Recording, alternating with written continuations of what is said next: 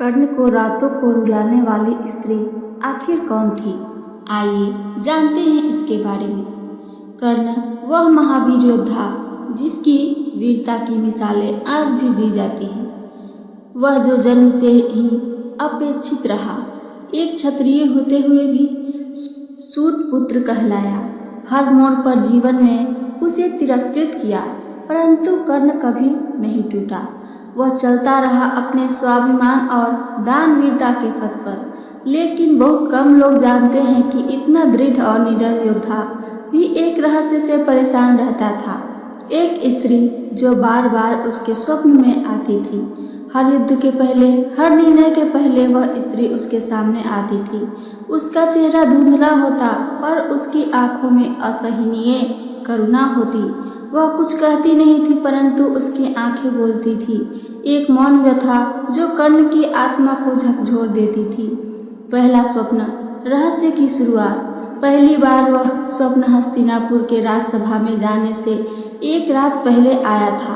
कर्ण दुर्योधन के आमंत्रण पर अपने भाग्य को आजमाने जा रहा था। राजसभा में जहां उसे अपमान और तिरस्कार का सामना करना पड़ा। उस रात स्वप्न में वह स्त्री आई। वह नदी के किनारे खड़ी थी, सफेद वस्त्रों में, बाल खुले हुए, आंखों में आंसू। उसने कर्ण की ओर देखा जैसे उसे रोकना चाहती हो। वह कुछ करने के लिए होठ हिलाती पर आवाज नहीं निकलती और फिर वह अदृश्य हो जाती।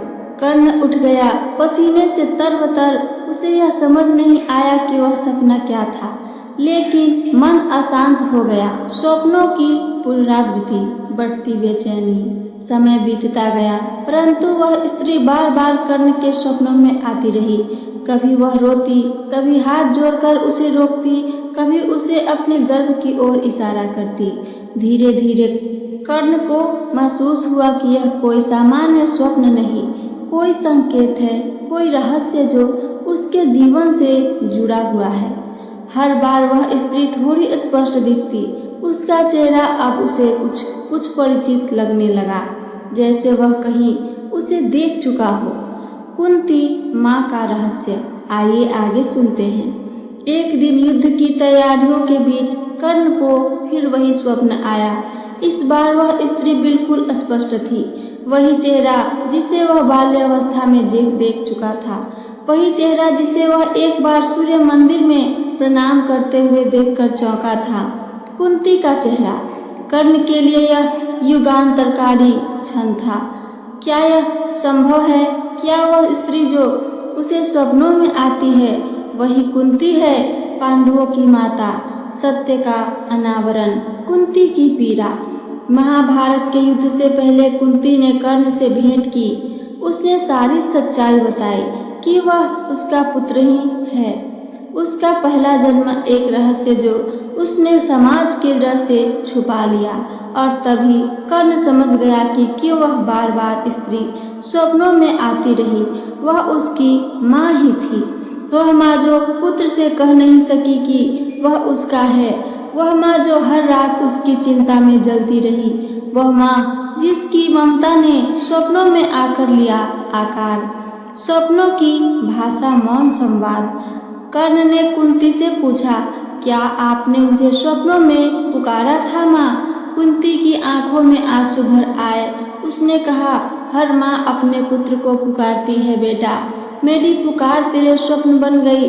मैं तुझसे कभी कुछ कह न सकी, लेकिन मन ही की वेदना स्वप्न बनकर तुझ तक पहुँचती रही।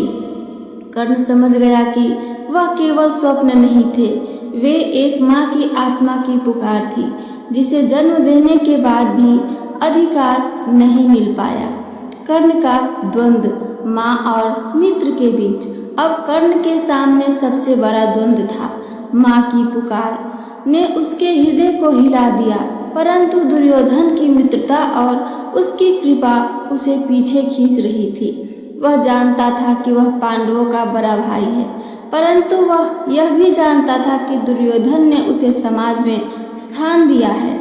उसने माँ से केवल यह वचन लिया, मैं अर्जुन के अतिरिक्त किसी और को नहीं मारूंगा। अंतिम स्वप्न, मृत्यु से पूर्व की पुकार। कर्ण की मृत्यु से एक रात पहले फिर वही स्त्री स्वप्न में आई। एक बार माँ का चेहरा शांत था, उसके हाथ में एक दीपक था। उसने कर्ण के सिर पर हाथ रखा और धीमे से कहा, अब तुझे शांति मिले पुत्र। मैं तुझसे नहीं मिल सकी, पर स्वप्नों में माँ बनकर तुझसे जुड़ी रही। कर्ण की आंखों से आंसू बह निकले।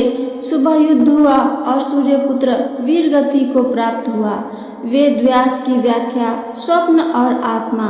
बाद में जब युधिष्ठिर ने वेद व्यास से पूछा कि कर्ण को वे स्वप्न क्यों आते थे, उन्होंने उत्तर दिया, जिस स्त्री की करुणा पुकार चित्त में बस जाए वह स्वप्न बनकर आत्मा को झकझोरती है। माँ और पुत्र का संबंध केवल शरीर से नहीं, आत्मा से भी होता है। स्वप्नों में कर्ण की आत्मा अपनी जननी की पुकार सुन रही थी। कर्ण का मोक्ष, माँ के आंचल में विश्राम। कर्ण की आत्मा को अंततः शांति मिली। मृत्यु के बाद जब वह स्वर्ग गया तब कुंती ने उसे गले से लगाया। वर्षों की व्यथा बह निकली। एक माँ ने अपने पुत्र को पाया और एक पुत्र ने अपनी माँ को पहचाना। अब न कोई स्वप्न था, न कोई रहस्य, केवल शांति, समापन। कर्ण की कहानी वीरता की नहीं बल्कि पीड़ा और त्याग की कहानी है। वह स्वप्न जो उसे जीवन भर सताता रहा, वह केवल माँ की ममता थी, मौन छुपी हुई परंतु अडिग। उस स्त्री का नाम था कुंती और वह केवल पांडवों की माता नहीं, एक अनकही पीड़ा की प्रतीक थी। एक माँ जो अपनी संतान को दुनिया से छुपा नहीं सकी, परंतु सपनों से हमेशा ही जोड़ती रही। यह कथा आपको कैसी लगी? यदि सूर्यपुत्र कर्ण की पीड़ा ने आपके हृदय को छुआ हो तो इसे अधिक से अधिक लोगों तक पहुँचाएं। शायद किसी को इसमें अपनी माँ की ममता, किसी को अपने सपनों का उत्तर मिल जाए। हमारे चैनल डिवोशनल नॉलेज को सब्सक्राइब करें, वीडियो को लाइक करें और अपना प्यारा सा कमेंट करके हमें ज़रूर बताएं, ताकि धर्म, भक्ति और वेदांत से जुड़ी ऐसी ही दुर्लभ और अद्भुत कथाएं आप तक निरंतर हम पहुंचाते रहें। तो सुनने के लिए धन्यवाद। जय श्री राम, जय श्री कृष्ण।